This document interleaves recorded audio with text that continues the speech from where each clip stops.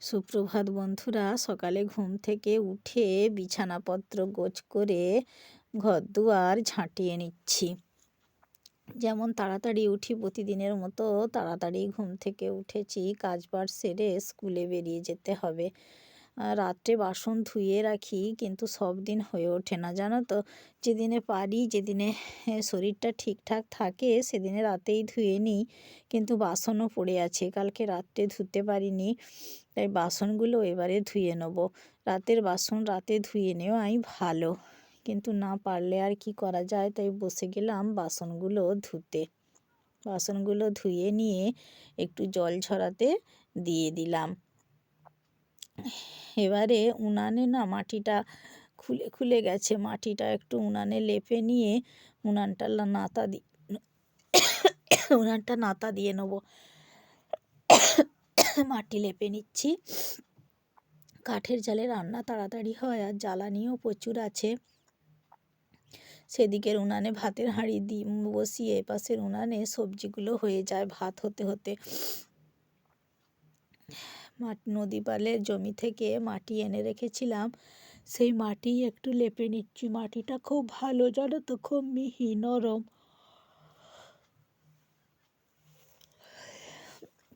স্কুলে টিফিন নেওয়ার জন্যে একটু বেগুনিও ভেজে নেব।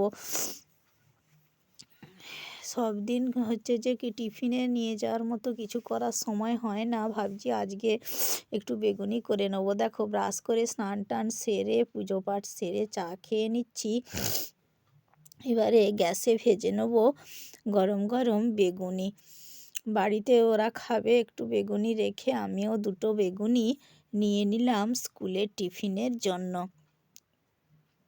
স্কুলের পরের ভিডিওগুলো তোমাদের সঙ্গে শেয়ার করছি না।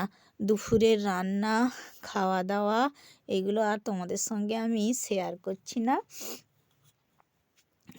দুপুরের খাওয়া দাওয়া সেরে বিকেলের কাজবাজ সেরে নিয়ে চলে গেলাম টিউশন পড়াতে।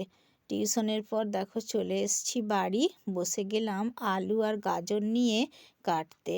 রাতের খাবারে করব আলু গাজর ভাজা, মটরশুঁটির পরোটা, আর করব একটু সিমই। গাজর আলু কেটে নিলাম, আর আমার হাজব্যান্ডকে বলেছিলাম মটরশুঁটিগুলো ছাড়িয়ে দিতে। গ্যাসে একটু সেদ্ধ করে নিয়েছি, একসাথেই ময়দার সাথে মেখে নেব। বসে গেলাম আটাটা মেখে নিতে।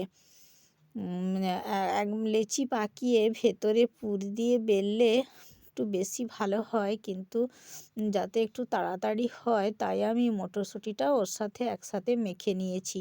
করে নিয়েছি সিমই। এবারে বসিয়ে দিলাম গাজর আলু ভাজা। এই আলুগুলো নতুন আলু, যদিও জমির নতুন আলু, এখনও খোলা হয়নি।